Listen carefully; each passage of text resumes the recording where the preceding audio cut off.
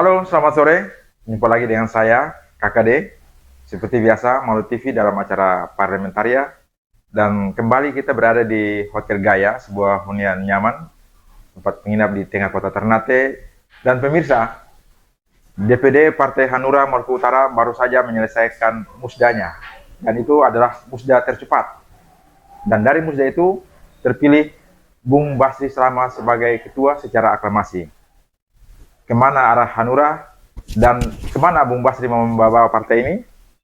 Telah hadir bersama kita Bung Basri Selama. Kita sambut beliau, Ketua Partai Hanura Maluku Utara, Bung Basri. Selamat datang, Bung Basri. Terima kasih sudah bersama-sama dengan Malu TV. Kita ucapkan selamat buat Bung Basri atas terpilihnya sebagai Ketua DPD Partai Hanura. Baik, Bung Bas, kita lihat bahwa Hanura sebagai partai yang akar kaderisasinya cukup kuat, dan ada pernyataan Bung Basri yang menarik, menjadikan Hanura sebagai rumah yang nyaman bagi publik. Kira-kira nyamannya dalam seperti apa? Partai politik itu diadakan untuk kerja-kerja politik. Ya. Siapapun yang berada di wilayah kerja-kerja politik disebut politisi. Ya. Orang yang disebut politisi itu adalah orang yang berada dalam sebuah organisasi politik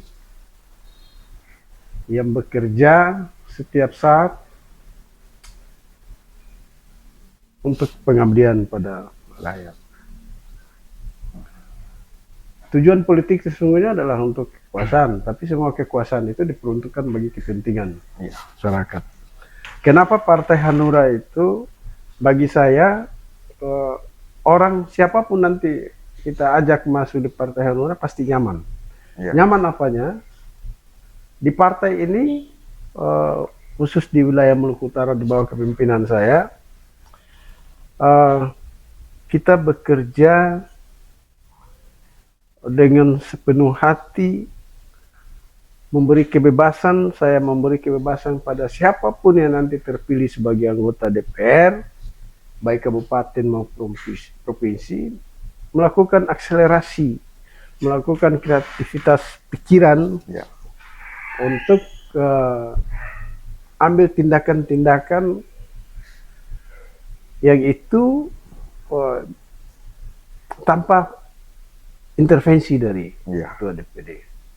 Selama ini kan selalu ada intervensi partai kepada kita melakukan intervensi kepada kader yang di parlemen, kecuali mereka melakukan langkah-langkah yang menyalahi aturan atau melakukan tugas lalai dari tugas-tugas. Nah, itu kita bercampur.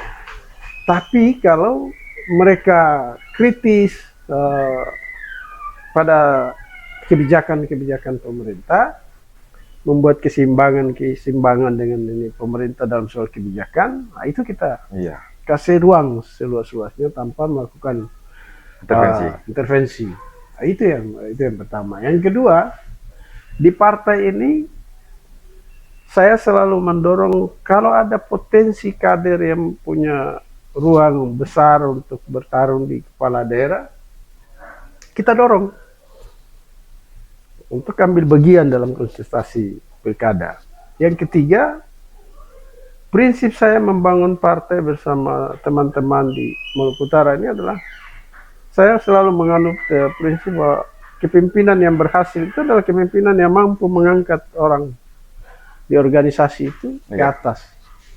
Dan itu yang saya lakukan. Dari 5 anggota DPR provinsi saya, 4 orang muda-muda semua, umurnya di bawah 30 tahun semua. Cuman ada satu Pak Dokter Iksan aja saya yang di atas. Itu yang saya sampaikan, nyaman di sini. Kita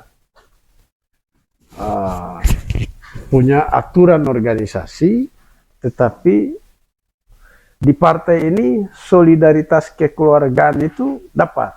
Gitu. Kita selalu melaksanakan kegiatan-kegiatan partai itu dengan semangat persaudaraan yang kuat.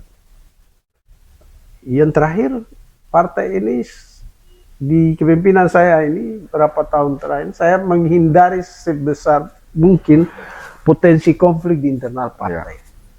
Karena konflik itu pasti berakibat tidak baik bagi keberlangsungan partai. Jadi kita cukup nyaman lah di siapapun masuk pasti nyaman. Saya kira begitu. Ya, jadi menjadikan Hanura sebagai rumah yang nyaman bagi semuanya. Menarik sekali. Baik, Bung Bas, dengan selesainya musda dan Anda telah terpilih sebagai ketua, tentu mempunyai rencana-rencana dan ekspektasi ke depan. Tapi kita mau bertanya tentang bagaimana evaluasi yang Anda lakukan pasca musda dengan menentukan arah partai ini ke depan, selain untuk kepentingan partai maupun posisi partai dalam pemerintahan di Maluku Utara ini sendiri. Iya. Tentu setelah musda ini kita akan menyiapkan program kerja untuk jangka waktu 5 tahun ke depan. Kita menghadapi pemilu maupun pemilu kada, pilpres dan lain sebagainya. Maka pertama kita sedang mempersiapkan untuk menyelesaikan seluruh infrastruktur partai sampai di tingkat desa. Yang kedua, kita sedang melakukan rekrutmen kader-kader partai, kader di luar Partai Hanura untuk bergabung di Hanura. Kemudian yang ketiga itu kita lagi menyiapkan rapat kerja di daerah nanti mulai dari bulan Oktober sampai tahun depan itu sudah turun ke daerah-daerah untuk melakukan kerja-kerja konsolidasi. Salah satunya adalah rapat kerja di masing-masing kabupaten kota. Nah, bagaimana posisi Hanura di pemerintahan di Provinsi Maluku Utara dengan 5 fraksi? Akhir-akhir ini saya selalu menyampaikan pada 5 anggota fraksi itu bahwa pemerintahan sekarang tidak lagi baik-baik saja. Ya. Atau macam-macam lah. Yang terakhir ini yang paling update sekarang ini adalah pergeseran anggaran yang berulang-ulang, relokasi ulang-ulang yang sesungguhnya itu bertentangan dengan aturan. Saya menduga kenapa seperti ini, karena gubernur kita itu punya negative thinking terlalu kuat terhadap birokrat yang ada. Apa contohnya? Sampai saat ini realisasi anggaran belanja itu belum sampai 20%. Terserapan anggarannya. Serapan anggaran realisasinya belum sampai 20%, baru di angka 18%. Padahal rakyat di bawah lagi butuh duit ini. Iya. Yang kedua, dalam situasi seperti itu, gubernur dan wakil gubernur sudah menghabiskan uang di atas 20 miliar. Hanya untuk kepentingan duanya. Iya. Apa, renovasi gedung, beli mobil, apa, sewa speed, ini kediaman, renovasi kantor, ruangan gubernur. Baru di situ untuk melayani melayani jet setnya gubernur dan wakil gubernur saja, itu daerah harus menghabiskan uang di atas 20 miliar. Tapi belanja untuk rakyat belum. Belanja rakyat kan kita lihat cuma berapa, 1 miliar lebih untuk cuma haji, ya. Bagi 1 juta saja cerita satu Maluku Utara ini tidak habis tuh. Artinya tidak ada keseimbangan antara belanja publik dan belanja kebutuhan itu ya. Beasiswa cuma 3 miliar, kan? Orang zaman Haji Taib beasiswa puluhan miliar, kita ratusan miliar tidak cerita, ini 3 miliar saya cerita satu Maluku Utara tidak habis. Banyak hal yang harus dikritisi. Iya.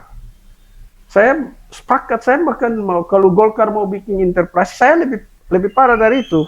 Kalau saya malah angket sekalian.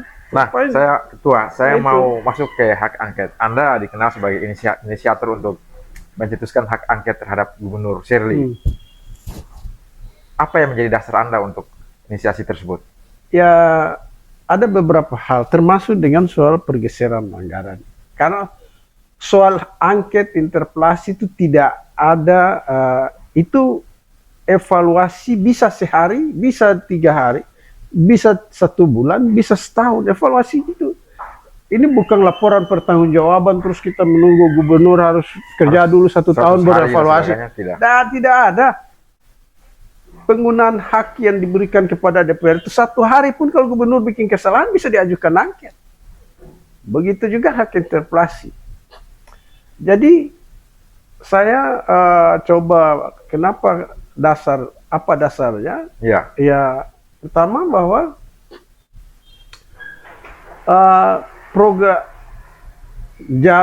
pembangunan ini yang tidak sesuai dengan aturan kelolakan, kan?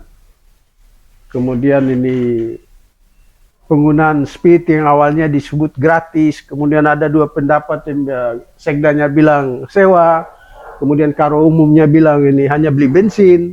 Ini ada apa? Iya. Itu kan. Sekdanya bilang ini sewa. Nilai sewanya malah fantastis, 1,5 miliar. Iya kan?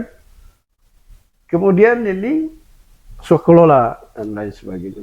Ada beberapa. Itu yang kita dapat data dari berita. Dan beberapa hal yang saya kira harus dibuat tegas kepada gubernur agar dia tidak sembarangan. Begitu. Dan ini artinya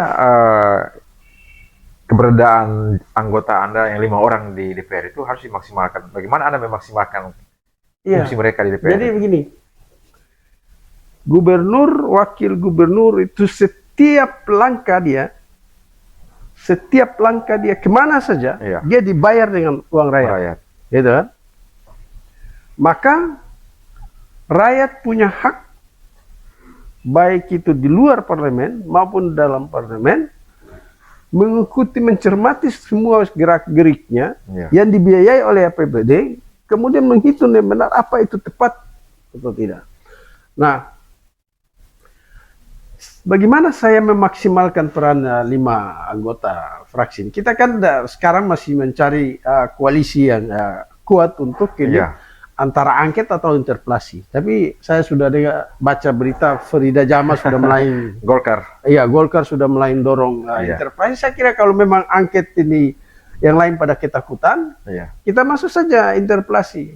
Nanti dasar interpelasi bisa kita angketkan saja beliau. Nah, saya kira saya sedang meminta kepada 5 anggota fraksi ini agar memaksimalkan ini peran ini komunikasi dengan partai-partai lain untuk mengevaluasi secara benar beberapa bulan terakhir langkah-langkah gubernur yang sampai saat ini tidak menjalankan ini realisasi anggaran belanja anggaran untuk ini pembangunan. Saya khawatir nanti kalau dia paksakan sampai nanti Agustus atau sampai Oktober misalnya baru jalan ini, maka tidak mungkin, akan mangkrak. Sampai triwulan 1 menuju triwulan 2 ini belum ada tanda-tanda pemerintah melakukan kerja-kerja akselerasi. Di kesempatan ini saya mungkin bisa sampaikan kepada Maluk TV untuk didengar oleh gubernur bahwa Anda ini semua langkah-langkah Anda itu berada dalam pembiayaan APBD. Fokuslah di daerah ini, bicara hal-hal besar, mimpi-mimpi besar gitu. Konsep-konsep besar membangun Maluku Utara. Bung Bas, kita tahu bersama bahwa indikator keberhasilan seorang kepala daerah itu kan bagaimana realisasi dan pelaksanaan dari APBD itu sendiri. Saya ingin mempertegas, tadi Anda juga katakan bahwa negeri ini tidak sedang baik-baik saja. Mungkin ada kalimat singkat yang lebih tepat, lebih pas, bahwa sebenarnya negeri ini, Maluku Utara ini, apa yang sedang terjadi saat ini? Kita dipimpin oleh orang yang tidak paham cara kerja berpemerintahan dengan benar. Itu kuncinya. Singkat ya. Kita sedang dipimpin oleh orang yang tidak paham berpemerintahan dengan benar. Itu kuncinya. Apakah dengan pernyataan-pernyataan Anda tersebut sudah memastikan menunjukkan bahwa Partai Hanura memposisikan diri sebagai oposisi dan pemerintahan ini, atau mendukung tapi dengan hal-hal yang terukur? Saya tidak menyebut oposisi ya. Sistem di Indonesia ini tidak ada. Oposisi tidak ada. Kita kritis saja. Kita menjadi bagian yang kritis terhadap pemerintah, tapi yang konstruktif. Kita tidak bermaksud untuk menyebar kebencian dan lain sebagainya. Kalau kita sebut pemerintahan, berarti kita sebut gubernur gitu. Jadi apa yang kita kritik soal langkah-langkah gubernur, bukan per orang, Iya, gitu. bukan personal. Bukan personal. Ini banyak orang di Maluku Utara ini jago-jago. Birokrat kita itu jago-jago, tapi dikasih trust saja, dikasih kepercayaan, membantu pikiran-pikiran, kan? Jadi ada Mana kesannya ambil? one man show. Kalau bilang one man show sih tidak juga. Tidak juga. Tapi lebih pada kepentingan konten. Konten, personal kan? branding. Lebih pada kepentingan konten daripada kebijakan. Misalnya ya, kebijakan uang saku untuk jemaah haji misalnya. Iya. 1 juta, biasa itu. Dulu Haji Taib 7 juta uang saku. 7 Diam, juta ya? dulu kan nggak ada medsos. Iya. Lagian kalau ada medsosnya Haji Taib nggak kasih. Iya. Haji Gani itu 2.500.000. Tapi tidak dikontenkan macam-macam kan. Iya. Kemudian beasiswa Haji Gani dan hibah untuk perguruan tinggi itu ratusan miliar. Haji Taib dulu puluhan miliar 1 tahun. Iya. Saya belum tahu angka pastinya. Ini 3 miliar aja beasiswa. Hampir 3 bulan ini kita lihat nyanyiannya tidak bisa. Baik, Bung Ya Bas. gitu. Dengan kebijakan Gubernur Sherly, pergeseran-pergeseran anggaran atas nama efisiensi ini, dan Anda telah mengkritisinya dari ungkapan-ungkapan Anda dan bahkan mendorong untuk hak angket, kira-kira kalau kondisi ini berlangsung terus, bisa dibawa kemana, seperti apa ya dampaknya?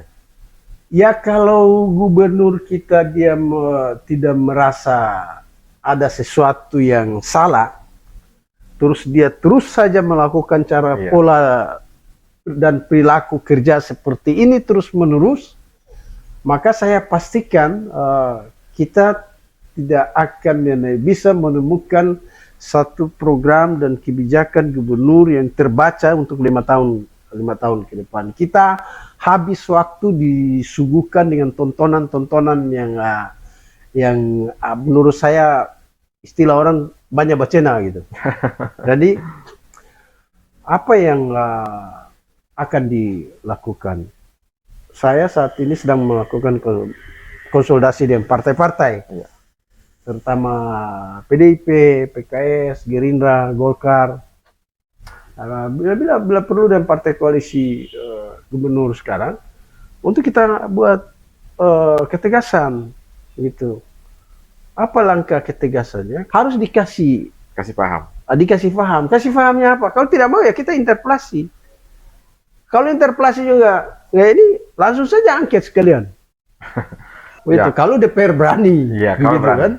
Kalau DPR berani, dengan melihat partai lain berani. Sikap Anda yang kritis dan kemudian Anda berusaha konsolidasi dengan partai-partai lain, bagaimana Anda melihat suara-suara kritis yang ada di Maluku Utara ini terhadap kepemimpinan yang ada? Apakah masih ada atau semua mati suri? Orang di Maluku Utara ini beda dengan zaman-zaman dulu saya masih jadi aktivis ya. Ngopinya habis waktu. Pagi, sore, malam, ngopi aja gitu.